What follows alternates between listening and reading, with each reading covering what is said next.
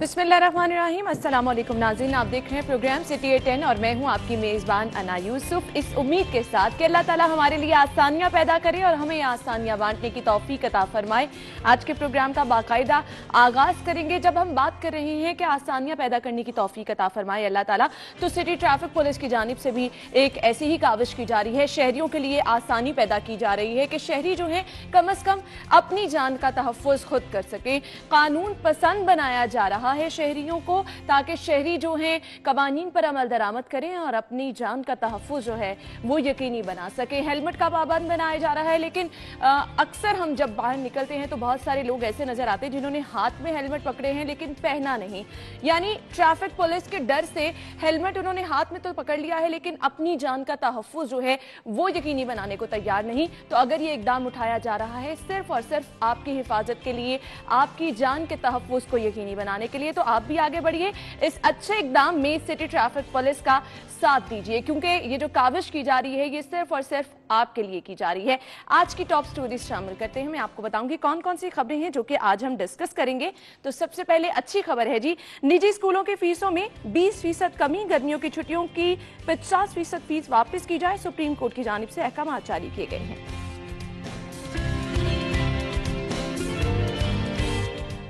साद रफीक की seat PTI ने छीन ली, असद खोकर कामयाब।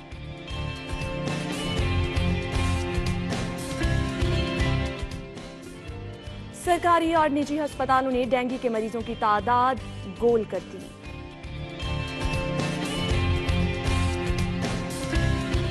आखिरी मोबाइल हेल्थ यूनिट भी वाजिबात की अदम अदायगी पर बंद। ये हैं आज की टॉप स्टोरीज, डिटेल में डिस्कस करेंगे। हमारे साथ हमारे सीनियर रिपोर्टर इमरान यूनस और दुरे नायाब मौजूद होंगे, उन्हें वेलकम कहेंगे। अस्सलाम वालेकुम जी, क्या हालचाल है? पहली खबर की जानिब जाते हैं जो कि हमारे पास है जी, निजी स्कूलों के हवाले से फीसों में 20% कमी जो है वो सुप्रीम कोर्ट की जानिब से वाज़ेह तौर पर अहकाम जारी किए गए हैं। दुरे नायाब, अच्छा इकदाम उठाया गया है, लेकिन इससे पहले भी हमने देखा कि अहकामात ये जारी किए गए, वालिदैन ने खुशाइन करार दिया, लेकिन अमल दरामद नहीं हो सका था। हाँ जी बिल्कुल, मुझे याद है कि कैप्टन उस्मान साहब जब डिप्टी कमिश्नर लाहौर थे और उस वक्त ये इस तमाम तर मूव के अगेंस्ट जो प्राइवेट स्कूल मालकान की जानिब से चलाई गई थी, वो बड़े बड़े तगड़े वकील करके अदालत में गए थे और कैप्टन उस्मान साहब अपने हद तक जितने वकील अरेंज कर सकते थे वो भी अदालत में चले गए। तो हाई कोर्ट ने भी उस वक्त फैसला दिया था, आपको अच्छी तरह याद होगा कि हाई कोर्ट ने कहा था कि ये इम्प्लीमेंट कराया जाए और फीसें, लेकिन उस वक्त एजुकेशन अथॉरिटी नहीं थी, उस वक्त निजी स्कूलों को कंट्रोल करने के लिए कोई बॉडी नहीं थी, उस वक्त इम्प्लीमेंटेशन नहीं हो सका और फिर बाद में डिस्ट्रिक्ट एजुकेशन अथॉरिटी बनाई गई, उसके थ्रू ये कोशिश की गई कि इसको इम्प्लीमेंट किया जाए। लेकिन चूंकि माफिया होता है और जो पैसे इस तरह बटोरते हैं, शहरियों की जेबों पे डाके डालते हैं, उनके पास ठीक ठाक पैसा होता है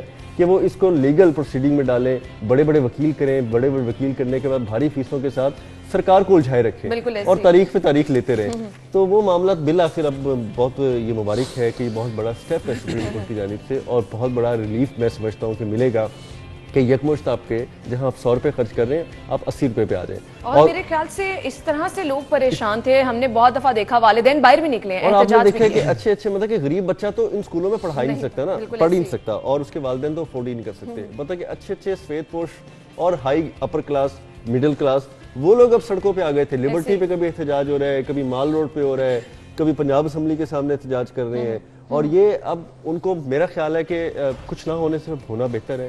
20% रिलीफ मिलने से ये होगा कि एक दफा एक मॉडल जो सेट होता है ना पैटर्न, वो हो जाएगा। कुछ उसके बाद सब स्कूलों को एक लाइन पे लाया जाएगा, पाबंद किया जाएगा। बिल्कुल। अब गवर्नमेंट के कोर्ट में ये गेंद है कि गवर्नमेंट इस फैसले को किस तरह यूज करती है। ये एक बहुत बड़ा हथियार उनके पास है। आज वो अपने इदारों को मुनज़्ज़िम ना कर पाई अगर सुप्रीम कोर्ट के इस फैसले को लेकर, तो ये कभी नहीं कर पाएगी। और बिल आखिर सुप्रीम कोर्ट का फैसला इन्हीं इदारों ने इम्प्लीमेंट करना है। अब सूबाई जो वजीर एजुकेशन है, खुदा के लिए अभी कुछ कर लें, पहले तो उनसे कुछ भी नहीं हुआ, अल्लाह के फजल से कोई एक फैसला वो नहीं कर सके, लेकिन अगर सुप्रीम कोर्ट ने इतना बड़ा फैसला दे दिया है, इसको इम्प्लीमेंट ही करवा लें खुदा के लिए। और अगर ये इम्प्लीमेंट नहीं करवा सकते तो फिर इमरान खान साहब फिर सोच लें कि किसी और वजीर को लाके फैसला इम्प्लीमेंट करवाएं। इमरान भाई, आपने भी मोहम्मद को स्कूल में दाखिल कराना होगा, थोड़ी सी मुश्किल आसान हो जाएगी। जी बिल्कुल, मैं तो पिछले 4 माह से स्कूल विजिट कर रहा हूँ और सूरत हाल देख रहा हूँ। देखें, हर किसी की ख्वाहिश यही होती है कि अपने बच्चे को अच्छे स्कूल में जो है वो उसका एडमिशन करवाए और अच्छी तालीम जो है वो दिलवाए, लेकिन फीसें इतनी ज़्यादा होती हैं कि जो सैलरी बेस बंदा है उसके लिए काफ़ी मुश्किल हो जाता है। ये डिसीजन अच्छा है बुरा है इस पर तो हम बाद में बात करेंगे। पहले आप ये चीज़ देखें कि अगर हर फैसला और हर अच्छा इकदाम कोर्ट ने लेना है तो इदारे बंद कर दें फिर। जिस तरह दुर्रे नयाब कह रहे हैं कि गवर्नमेंट शुक्र करे कि अगर सुप्रीम कोर्ट ने ये डिसीजन ले लिया है तो अब इसको इम्प्लीमेंट करवा दे। नयाब इस फैसले में गवर्नमेंट कहीं भी नहीं है, बिल्कुल, और इसको इम्प्लीमेंट भी नहीं करवाएगी। कोर्ट ने, सुप्रीम कोर्ट ने सबसे अच्छा इकदाम, पहले मैं जिस तरह आप बात कर रहे हैं पार्टी भी नहीं है, भाई गवर्नमेंट ये फैसला क्यों करवाएगी, उनके अपने स्टांस है इसमें। चले उनके दोस्तों के स्कूल हैं, उनके अपने स्कूल हैं, ठीक है। चले इस चीज को छोड़े। सुप्रीम कोर्ट की मुझे सबसे अच्छी बात जो है वो कल ये लगी थी कि उन्होंने कहा था कि जो हमने डिसीजन लिया है 20% कमी का, इसकी इंप्लीमेंटेशन भी हम करवाएंगे और करनी कैसे है वो भी डिसाइड हम करेंगे। अच्छा, जो प्राइवेट स्कूल एसोसिएशन के निजी वकील थी, उन्होंने कल ये कहा था कि जो प्राइवेट स्कूल हैं वो 8% कमी करने को तैयार हैं। तो चीफ जस्टिस ने रिमार्क्स दिए कि ये तो ऊंट के मुंह में जीरे के बराबर है। बिल्कुल सबसे खास। अच्छा, चीफ जस्टिस ने कल जब इस्तफसार किया तो ये बात मुझे बड़ी अच्छी लगी। उन्होंने कहा अगर हम 20 साल का ऑडिट करवाएंगे तो बड़े कट्टे खुलेंगे। और अब देखें, सिर्फ 20% कमी नहीं हो रही बल्कि FBR को भी पीछे लगा दिया इन प्राइवेट स्कूल्स के कि इनका 7 साल का ऑडिट करें, ये टैक्स कितना देते हैं, फीसें कितनी लेते हैं, उस चीज को भी देखें। इमरान, ये बात चीफ जस्टिस की बहुत मुनासिब है। आपने देखे निजी जो कंपनीज थी वाटर, जो मिनरल वाटर बेच रही थी, उनका ऑडिट कराया तो जो 50 रुपए की 1.5 लीटर की बोतल है वो आपको 2-3 रुपए में पड़ रही है। आप हिसाब लगाएं कि आप 47 रुपए कमा रहे हैं, आप 47 रुपीज कमा। लेकिन देखिए इसमें बात ये है कि अगर सुप्रीम कोर्ट ने ये डिसीजन लिया है, जिस तरह दुर्रे नयाब भी कह रहे थे कि गवर्नमेंट को शुक्र करना चाहिए कि गवर्नमेंट का काम इन्होंने आसान कर दिया है सुप्रीम कोर्ट ने। हालांकि कैप्टन उस्मान की बात हुई और इसी तरह बाकी लोग भी कोशिश करते रहे हैं, लेकिन चाहे सिटी गवर्नमेंट हो या पंजाब गवर्नमेंट हो, इसने हमेशा प्राइवेट स्कूल एसोसिएशन के सामने घुटने टेके हैं। क्यों? क्योंकि वो बहुत मजबूत हैं, वो एक माफिया बन चुके हैं जिनके खिलाफ लड़ना बहुत मुश्किल है। अब अगर अदालत ने, आप सुप्रीम कोर्ट के फैसले के उसको आगे रखे, खुद बैक एंड पे आ जाए ना, उसको सामने रखे, आप मुश्किल आसान कर दिया। अब तो मेरे ख्याल से आप सुप्रीम कोर्ट का सहारा लेके बहुत देखे ना, वो गवर्नमेंट ये वो गवर्नमेंट है जो बाहर बैठकर, जब ये अपोजिशन में थी तो ये तालीमी निजाम पे बोला करती थी, तनकीद का निशाना बनाया करती थी। अब अगर ये इक्तदार में आ गए हैं तो इन्हें चाहिए कि चले कम से कम खुद ये डिसीजन नहीं ले पाए तो कोर्ट के इस डिसीजन को लेकर ही आगे रिलीफ दे दें वालिदैन को, बच्चों को। लिटरली यहाँ पे जितने, अब सॉरी टू से, बहुत कम ऐसे प्राइवेट सरकारी स्कूल हैं जिनमें शायद अच्छी तालीम हो, कुछ हैं लेकिन बहुत कम है। और किसी भी आम आदमी को अगर आप कहेंगे ना कि अपने बच्चे को अच्छी तालीम दिलवा रहे हो, वो आगे से ये कहेगा नहीं जी मेरे बच्चे तो सरकारी स्कूल में पढ़ते हैं, वो ये नहीं कहेगा कि सरकारी स्कूल में अच्छी तालीम है या नहीं। प्राइवेट स्कूलों का अलमिया ये है कि जिसको डिग्री, जो मास्टर्स कर लेता है या जो बैचलर्स 4 ईयर कर लेता है, जिसको कहीं कोई जॉब नहीं मिलती तो वो पढ़ाना शुरू कर देते हैं। तो हमारे एक ये भी बहुत बड़ा अलमिया है कि हम इसको एज ए सिर्फ ये करते हैं कि चलो हमारा पॉकेट मनी चलती रहे, घर के अखराजात चलते रहे, हम इसको ऐसे अडॉप्ट करते हैं। जो पैशन होता था असातिज़ा का, वो पैशन नहीं रहा, और जिसकी वजह से सिर्फ कमाई का जरिया बन गया। और एक तरफ तो ये प्राइवेट स्कूल है और दूसरी तरफ जो अकेडमीज उसका एक सिलसिला चलना शुरू हो गया। आप देख रहे हैं प्राइवेट स्कूल और अकेडमीज जो है, पहले हर गली मोहल्ले में स्कूल हुआ करते थे, अब हर गली मोहल्ले में जहाँ एक स्कूल है वहाँ 2-3 अकेडमीज। और ऐसी अकेडमीज भी हैं जो पहले अकेडमीज होती थी, अब उन्होंने स्कूल की अपनी ब्रांचेस खोल ली है, मतलब के स्कूलों से लोग। लेकिन खैर अच्छा इकदाम उठाया गया मेरे ख्याल से, इससे वालिदैन जो है वो खुश नजर आए।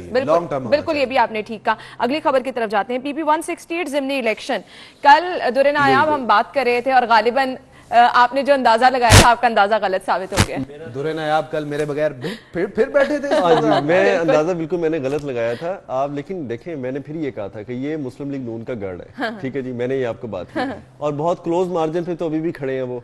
या तो लीड दी उन्होंने 3-4 हजार वोटों की तो हम लीड मानते हैं, अब चंद 100 की लीड जो है ना वो लीड नहीं होती। नंबर 1 मेरा ये है। और तीसरी बात इसमें इमरान आपको थोड़ा सही बताएगा क्योंकि इमरान का एनालिसिस भी है कि बैलेट पेपर में लोग कंफ्यूज हुए। मेरा ये भी पॉइंट है कि बैलेट पेपर में एक तरफ बल्ला था, एक तरफ बल्लेबाज था। बिल्कुल ऐसे ही है। और नाम सेम थे, नाम भी होते ना तो और बात। पहले नंबर पे वो शख्स था, उसका नाम भी मलिक असद अली था, आगे बैट का निशान और पीछे बैट्समैन था, बैट्समैन ने बैट पकड़ा और आगे बल्ले की जगह बल्लेबाज लिखा हुआ।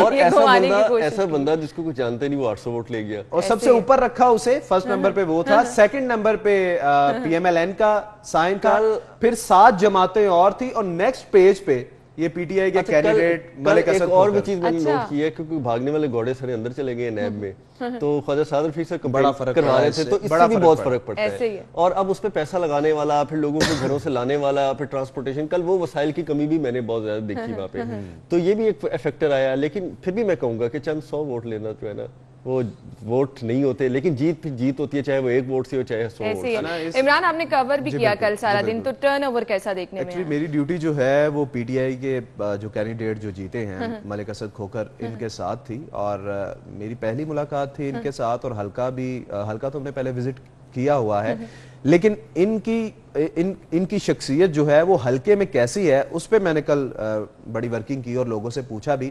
मैंने 2-3 चीजें जो है मैं यहाँ लाजमी डिस्कस करना चाहूंगा। सबसे पहले बात तो ये है कि मलिक असद खोखर जो है वो इस हल्के के रिहायशी नहीं है, वो इस हल्के में नहीं रहते, लेकिन उसके बावजूद उन्होंने इस हल्के में, सुनने में मुझे ये आया कि फलाई काम बहुत किए हैं, इन्होंने फलाई काम वहां पर बहुत किए, और बेसिक जो फलाई काम है, हर बंदा यही करता है, बेसिक फलाई काम इन्होंने क्या किए, इन्होंने गैस, इन्होंने सेवरेज और इन्होंने साफ पानी की फराहमी जो है उसके प्रोजेक्ट्स जो हैं वहाँ मुकम्मल किए हैं। लोगों को इस हवाले से बड़ा हेल्प आउट किया है, चाहे वो इलेक्शन को मद्देनजर रख के किया गया हो या खिदमत खल्क जो है वो समझ के किया हो। उनके काम कौन आया? ये हल्का जो है, ये हल्का थोड़ा क्रिटिकल इसलिए है कि एक तो ये छोटा हल्का था और दूसरा 3 NA जो हैं इसके ऊपर आते थे। सही। और ये नो डाउट पिछले 15 साल से यहाँ से PMLN जो है वो कामयाब होती रही है और ये मेरे ख्याल से बहुत बड़ा अपसेट रहा कल कि मलिक असद खोखर जो है वो जीत गए, चाहे कम मार्जिन से जीते हैं। लेकिन जिस तरह दुर्नियाम ने भी बात की कि जो PMLN की कंडीशन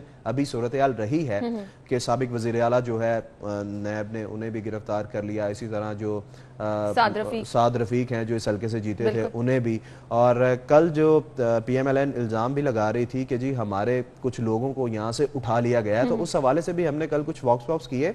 वो बात ये थी कि 2 ग्रुप्स थे, वो PMLN के ही थे, उन दोनों में फायरिंग का तबादला हुआ 2 रोज कबल और कुछ लोग जख्मी भी बड़े हुए, तो पुलिस ने दोनों ग्रुप्स के बंदे उठा लिए। अच्छा, शायद उसका भी फिर फायदा हुआ होगा, लेकिन बहरहाल अगर बात की जाए कि बड़ा टफ कंपटीशन था कल और बहुत क्लोज मार्जिन था, लेकिन सबसे मुझे अच्छी बात ये लगी कि लोगों ने बड़ा बढ़ चढ़ के हिस्सा लिया। टर्नआउट जो है वो साबका बहुत अच्छा, बहुत बेहतर रहा, क्योंकि टर्नआउट एक्सपेक्ट किया जा रहा था दोनों पार्टीज की जानिब से कि शायद 20-25% होगा, लेकिन टर्नआउट जो है वो बहुत बेहतर रहा। सही। अच्छा, इस चीज में कल मुझे जो बहुत इंटरेस्टिंग चीज लगी, अफीफा जहां मौजूद थी वहां पर कुछ बच्चों से उनकी बात हुई तो उनका कहना था कि हम शेर के नारे लगा रहे थे, फिर हमें PTI वालों ने बुला के कहा कि जी हम आपको पैसे देंगे तो आप नारे हमारे लगाना शुरू कर दें। बच्चे किस तरह से जो है वो सियासी बच्चे मन के सच्चे होते हैं। चले बच्चों की भी इस तरह से एक ईद हो जाती है, छोटे मोटे उनको इस तरह से कोई पैसे मिल जाते हैं, उनके लिए तो 100-50 रुपए। देखिए यूट्यूब पे कहीं फीफा की फुटेज ना आ जाए नारेबाजी करते हुए, माशाल्लाह वो भी बच्ची लगती है हमारी रिपोर्ट। खैर, बड़ा इंटरेस्टिंग था ये और हम लोग भी परेशान हो गए थे। बच्चों को तो कहा जाता है जी गैर सियासी होते हैं, लेकिन बच्चे मन के सच्चे होते हैं, ये चीज हमें कल पता चली। अभी हम गुफ्तगू का सिलसिला आगे बढ़ाएंगे नाज़रीन, एक ब्रेक की तरफ जाना है, ब्रेक के बाद हम प्रोग्राम में दोबारा हाजिर होंगे, हमारे साथ रहिएगा। ब्रेक के बाद आपको एक बार फिर से खुशामदीद कहेंगे। अगली खबर की जानिब जाएंगे। सरकारी और निजी अस्पतालों ने डेंगू के मरीजों की तादाद गोल कर दी है।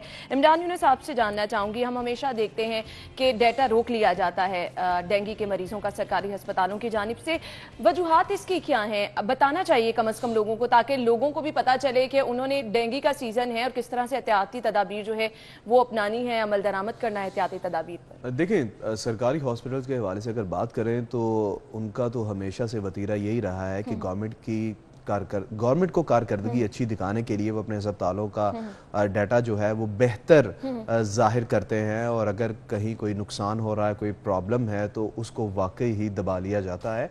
लेकिन अगर हम प्राइवेट हॉस्पिटल्स की बात करें तो वो ऐसी चीज़ों को ज़्यादा हाईलाइट करते हैं। उसकी वजह ये भी होती है कि उनकी कोशिश यही होती है कि मरीज़ जो हैं वो सरकारी हॉस्पिटल की बजाय प्राइवेट हॉस्पिटल के पास आए, और अगर वो किसी मर्ज़ को, किसी बीमारी को आम करेंगे तो लोग सरकारी हॉस्पिटल को छोड़कर प्राइवेट हॉस्पिटल की तरफ जाएंगे। इस खबर में मैं थोड़ा सा अगर बात करूं स्पेशल ब्रांच की, तो स्पेशल ब्रांच की इस रिपोर्ट पेश की गई है उसमें यह बयान किया गया है कि डाटा जो है वो छुपाया जा रहा है कि 2.5 माह में डेंगू के मरीजों की तादाद ज्यादा है लेकिन कम शो की जा रही है, तकरीबन 8 जो है वो बताई जा रही है।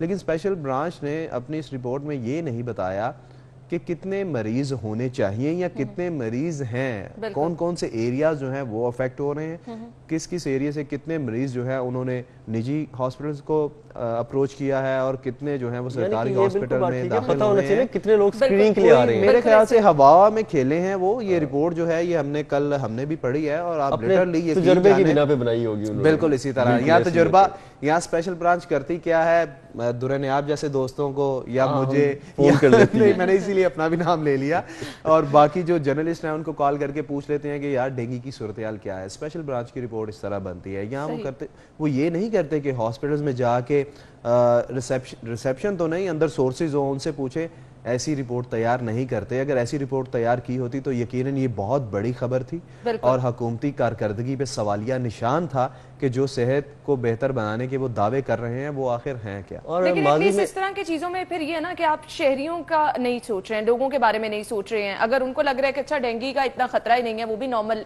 देखिए माजी में मैंने ये देखा है कि जो स्पेशल ब्रांच वाले थे ना वो हमेशा ज़ेरे ताब रहते थे, क्योंकि उन्होंने हर चीज की रिपोर्ट सीएम को करनी होती थी, एक एक चीज की। अगर कहीं पे कूड़ा भी पड़ा है ना वो भी उन्होंने सीएम को व्हाट्सएप एक जो उन्होंने अपना ग्रुप बनाया होता था, कहीं पे कुछ होता था हो जाता था।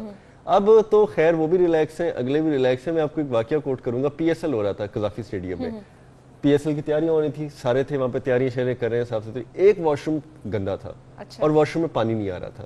किसी स्पेशल ब्रांच के अहलकार ने वो अपने स्पेशल ब्रांच के जो अफसर जो ग्रुप था उसमें वो उसने शेयर कर दिया।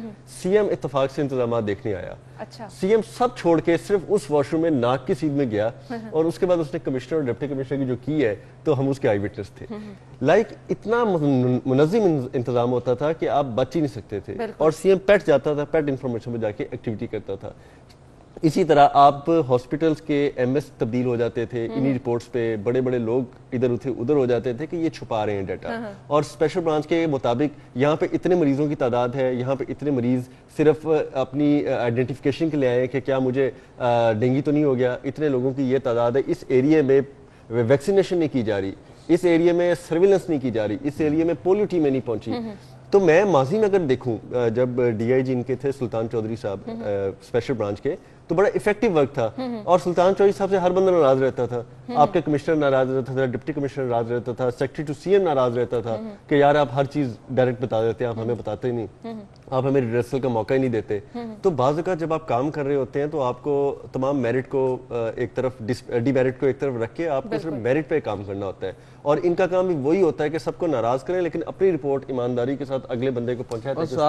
साहब का दौर में हर टाउन में, हर जोन में डेंगू सर्वेलेंस टीमों की हफ्तावार कारकर्दगी रिपोर्ट जो है वो पेश होती थी। बाकायदा तौर पर इजलास हुआ करते थे, मीटिंग हुआ करती थी, कुछ लोगों को शोकाज नोटिस मिलते थे, बल्कि इदारों को शोकाज नोटिस जो है वो जारी होते थे। लेकिन अब ऐसी सूरत हाल हमने देखी नहीं। पिछले दिनों कमिश्नर साहब ने मीटिंग ली है ये डेंगू और पोलियो की सर्विलेंस के हवाले से, तो पता लगा है कि पूरे जोन ऐसे मौजूद है जहाँ पे डेंगू सर्विलेंस ही नहीं हुई, जहाँ पे पोलियो की टीमें नहीं गई। मतलब कि 100-100, 200-200 बच्चे 5 साल से कम उम्र के वहाँ पे रजिस्टर्ड हैं, लेकिन वहाँ पे पोलियो की टीम गई ही नहीं, मतलब कि जाना पसंद ही नहीं कर रहे।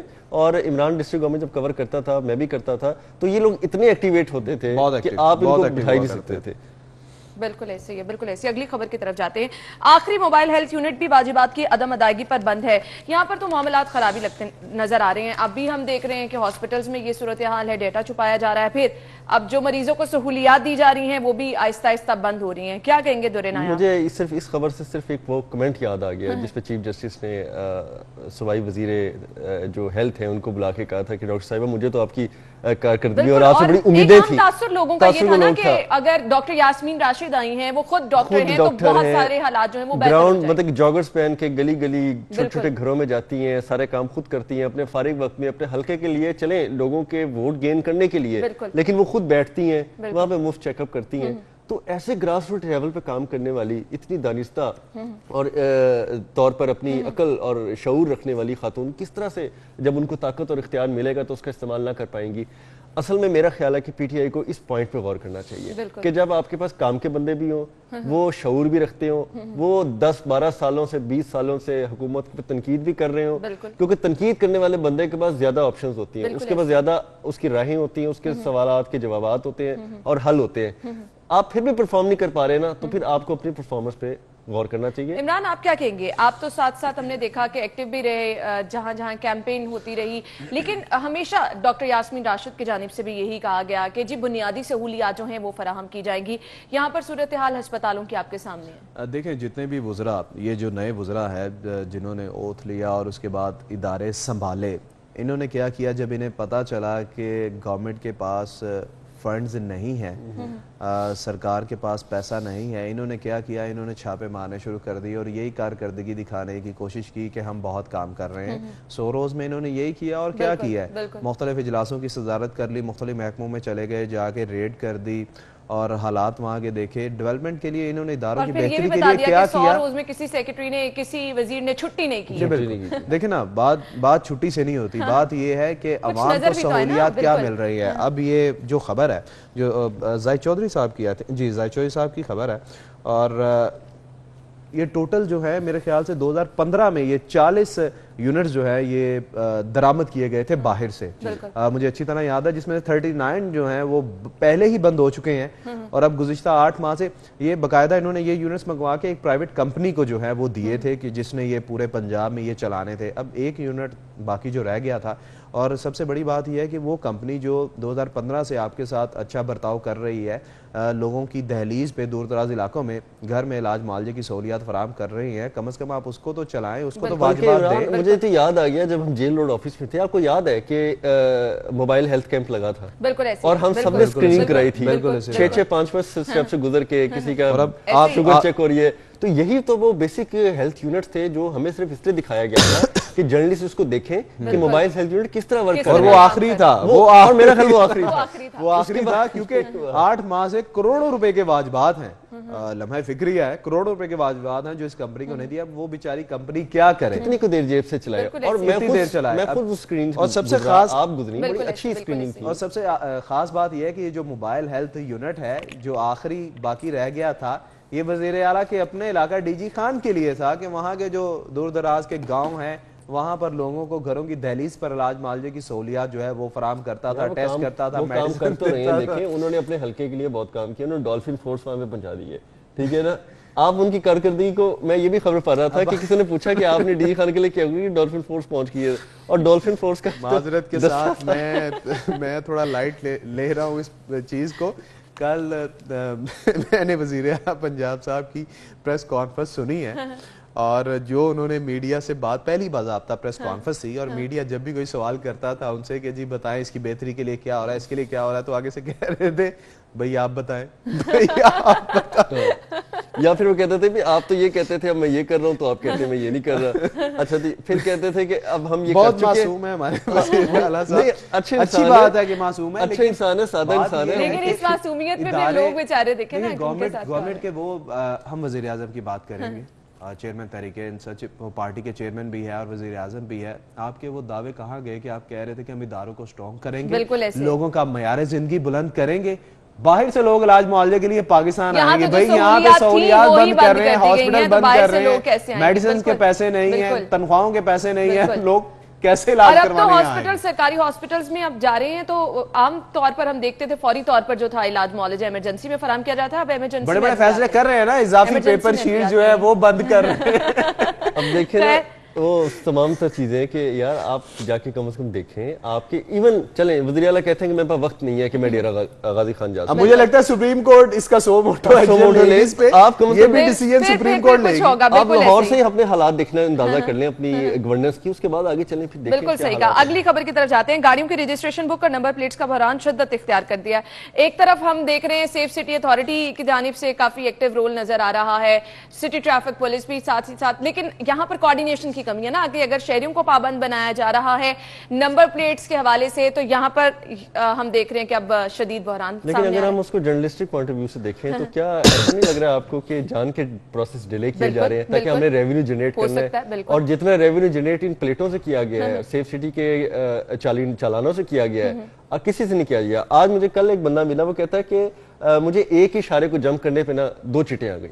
अच्छा, यानी कि एक ही टाइम पे 5 मिनट के वक्फे से बाद एक एडवांस दे दी होगी ना, उनको पता चल गया कि ये दोबारा करेगा। इशारे में गया तो कहते कि मैंने टाइम देखा, एक 5:05 पे हो रहा था, 1:05:15 पे हो रहा था। अच्छा। ठीक है जी, और सेम एरिया था। कहने का मकसद ये है कि अगर आपने इसी तरह पैसा इकट्ठा करना है तो आप प्लेट सिस्टम 3 महीने के लिए वैसे ही बंद कर दें, तो आपके पास ये 3, 4, 5 गुना ज्यादा जो है जुर्माना जमा हो जाएगा, तो कर दे। तो लिटरली हम लोगों को हैरानगी होती है दुरे नायाब के कई सालों से तो हम इस चीज को डिस्कस कर करके थक चुके हैं कि सिर्फ नंबर प्लेट्स आप ले लें, गाड़ियों के रजिस्ट्रेशन छोड़े, सिर्फ नंबर प्लेट्स ले लें। इन्होंने क्या क्या प्रोजेक्ट शुरू नहीं किए, फिर हुआ क्या जी, नंबर प्लेट जो है वो घर घर पहुंचेंगी। घर घर क्या पहुंचनी थी, वो नंबर प्लेट जो है वो फरीदकोट हाउस की बिल्डिंग की छत पे पड़ी हुई है।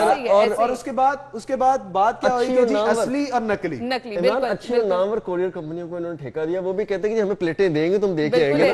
बिल्कुल ऐसे ही है। और फिर एक्साइज क्या करता है, मुख्तलिफ जगहों पे नाके लगाकर अगर कोई गैर ममनुआ नंबर प्लेट है उसको उतारना शुरू कर देता है। ओ भाई, उसको फैसिलिटेट तो करो। पहले हम ऑब्वियसली उसे पूछो तो सही, भाई तुम क्यों नहीं लगा के फिर रहे? एक्साइज के साथ है कि अच्छा इकदाम कर रही थी, जाली नंबर प्लेट्स उतार रहे थे। और लेकिन बात यह है कि भाई आप जिनकी नंबर प्लेट्स उतार रहे हैं उन्हें ओरिजिनल नंबर प्लेट्स तो दो, या तो फिर पूरे शहर में बिला तफरीक आप क्रैकडाउन करें, ऑपरेशन करें, लेकिन आप पहले अपने ऑपरेशनल्स को तो बेहतर करें ना। और ये इटसेल्फ एक एहतसाब होना चाहिए कि आप मैंने अप्लाई किए पिछले महीने नंबर प्लेट, मैं जाली लगा के फिर रहा हूँ, मुझे ड्यू डेट थी 15 दिन बाद, मुझे महीना हो गया नहीं मिली, तो एक्साइज अफसर कहे कि यार ये तो मेरी गफलत है, ये तो 500 रुपए मुझे जेब से देना चाहिए, बजाय कि ये 500 रुपए अपनी जेब से दें लेट करने पे, ये आपकी जेबों से 500 रुपए। लेकिन वो ये कहा ना कि आपके घर पहुंचेगी, घर नहीं पहुंची तो आप वहां पर धक्के खाएं जाकर, तो फिर जो आप आसानी पैदा करना चाह रहे हैं वो कहां पर? तो दिया आसानी पैदा। मैंने पिछले दिनों एक दोस्त की निकलवानी थी, 2000 रुपए दिए, प्लेट निकल के फौरन वापस आ गई।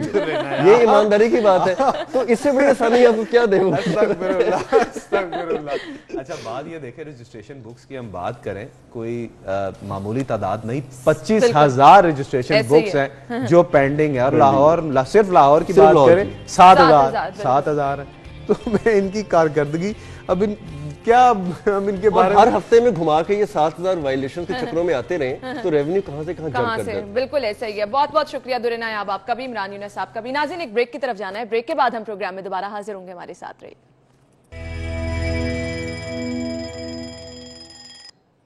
ब्रेक के बाद आपको खुश आमदीद कहेंगे। मोबाइल रेट्स में आपको बताऊंगी, अगर आप मोबाइल खरीदारी के लिए जा रहे हैं या प्लान कर रहे हैं कि आपको कौन सा मोबाइल लेना है, तो आपकी मुश्किल जरूर आसान हो जाएगी। जी, सबसे पहले हमारे पास है जी सैमसंग गैलेक्सी J4। इसकी कीमत है 19,999 रुपए।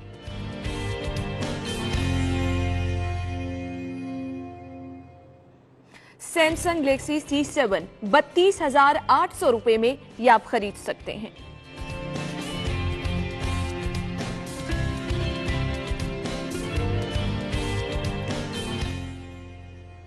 नेक्स्ट है जी आपके पास सैमसंग गैलेक्सी A8, ये आप खरीद सकते हैं 56,999 रुपए में।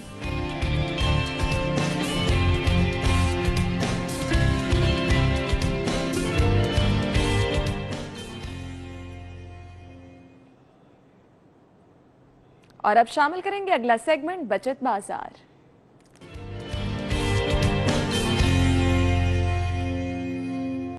सेल्स कहां कहां लगी हैं आपको ये बताएंगे, प्रमोशन पे कहां पर आप चीजें ले सकते हैं ये भी आपको बताएंगे।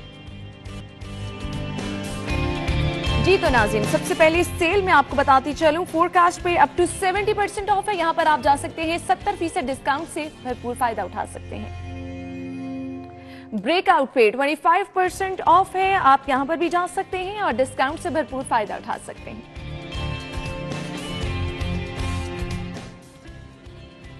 और अगर आप जा रहे हैं हाइपर स्टार तो यहाँ पर आपको प्रमोशन पर क्या चीजें मिल सकेंगी आपको बताएंगे जी। तो हाइपर स्टार में प्रमोशन पर आप वेस्टलाइन लोशन जो है ले सकते हैं। रिटेल प्राइस है इसकी 270 रुपीज और प्रमोशनल प्राइस है इसकी 205 रुपए। इस पर आप पूरे 56 रुपए बचा सकते हैं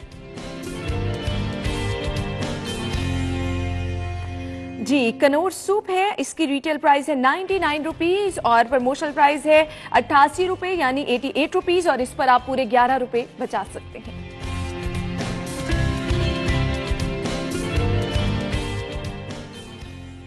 और अमल करेंगे अगला सेगमेंट आज के भाव।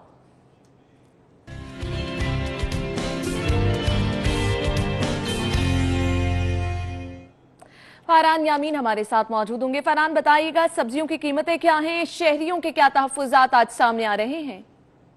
जी बिल्कुल, शहरियों के लिए खुशखबरी है। टाउनशिप मार्केट में ओवरऑल सब्जियों के रेट में कमी वाक़ा हो गई है। मार्केट कमेटी की जानिब से जो आज परचून रेट लिस्ट जारी की गई है उसके मुताबिक आलू नया छिलके वाले के रेट में 1 रुपये कमी हुई है और 15 रुपये फी किलो के हिसाब से फ़रोख्त होगा। प्याज के रेट में भी 1 रुपये कमी वाक़ई हुई है, 18 रुपये के हिसाब से फ़रोख्त होगा। टमाटर 2 रुपये सस्ते हो गए, 21 रुपये के हिसाब से फ़रोख्त होगा। लहसन में 2 रुपये कमी हुई है, 63 रुपये के हिसाब से फ़रोख्त होंगे। लहसन चाइना वाला के रेट में कोई तब्दीली नहीं हुई है, 85 रुपये के हिसाब से फ़रोख्त होगा। अदरक थाईलैंड में 4 रुपये की कमी हुई है, 100 रुपये के हिसाब से फ़रोख्त होगा। अदरक चाइना में 1 रुपये कमी हुई है, 169 रुपये में फ़रोख्त होगा। बैंगन के रेट में 1 रुपये कमी हुई है, 19 रुपये के हिसाब से फ़रोख्त होगा। खीरे के रेट में 1 रुपये इजाफा हुआ है, 19 रुपये के हिसाब से फ़रोख्त होंगे। करेले के रेट में 2 रुपये कमी हुई है और 38 रुपये के हिसाब से फ़रोख्त होगा। पालक के रेट में 1 रुपये कमी हुई है, 14 रुपये के हिसाब से फ़रोख्त होगा। लीमू चाइना वाले के रेट में 3 रुपये इजाफा हुआ है और 38 रुपये फी किलो के हिसाब से फ़रोख्त होंगे। मेथी के रेट में 4 रुपये कमी हुई है, माड़ू के रेट में भी 4 रुपये कमी हुई है और ये दोनों सब्जियां 14 रुपये के हिसाब से फ़रोख्त होंगी। पेठे के रेट में 2 रुपये कमी हुई है, 23 रुपये फी किलो के हिसाब से फ़रोख्त होंगे। गाजर के रेट में 1 रुपया कमी हुई है, 9 रुपये के हिसाब से फ़रोख्त होगी। बंद गोभी और फूल गोभी के रेट में भी 1-1 रुपया कमी हुई है, 14 रुपये के हिसाब से फ़रोख्त होंगे। घिया कद्दू भी 1 रुपये सस्ता हो गया है और 17 रुपये के हिसाब से फ़रोख्त होगा। सलजम के रेट में 4 रुपये कमी हुई है, 11 रुपये के हिसाब से फ़रोख्त होगा। सबस मिर्च के रेट में 2 रुपये कमी हुई है और ये 58 रुपये के हिसाब से फ़रोख्त होंगे। शिमला मिर्च के रेट में 7 रुपये कमी वाक़ई हुई है, 58 रुपये फी किलो के हिसाब से फ़रोख्त होगा। अरवी 2 रुपये सस्ते हो गई है, 33 रुपये के हिसाब से फ़रोख्त होगी। भिंडियाँ भी 2 रुपये सस्ती हो गई हैं और ये 63 रुपये फी किलो के हिसाब से फ़रोख्त होंगी। मटर भी 2 रुपये सस्ता हुआ है और ये 23 रुपये फी किलो के हिसाब से फ़रोख्त होंगी। मूली 4 रुपये और टिंडिया भी 4 रुपये सस्ती हो गई है, दोनों 9 रुपये के हिसाब से फ़रोख्त होंगी। गाजर के रेट में भी 2 रुपये कमी हुई है, 21 रुपये के हिसाब से फ़रोख्त होगी। गाजर चाइना भी सस्ती हो गई है, 2 रुपये और ये 28 रुपये फी किलो के हिसाब से। ठीक है फरहान, आपका बहुत शुक्रिया। सब्जियों की कीमतों में कमी नजर आ रही है, शहरी खुश नजर आ रहे हैं। शहरियों ने इस सुख का सांस लिया है कि महंगाई के इस दौर में कोई चीज तो है जिसमें कमी हुई है। अगला सेगमेंट शामिल करेंगे माल का हाल।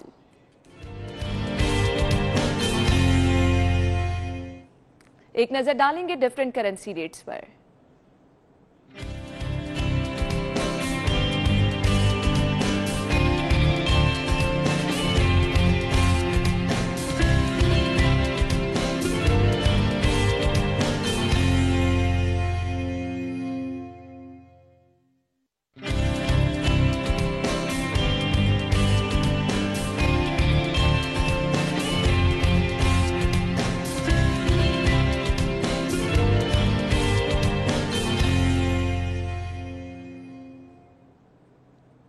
जी तो नाज़रीन, अभी एक ब्रेक लेंगे। ब्रेक के बाद आप हेडलाइंस जान सकेंगे, जिसके बाद हम प्रोग्राम में दोबारा हाजिर होंगे। हमारे साथ रहिएगा।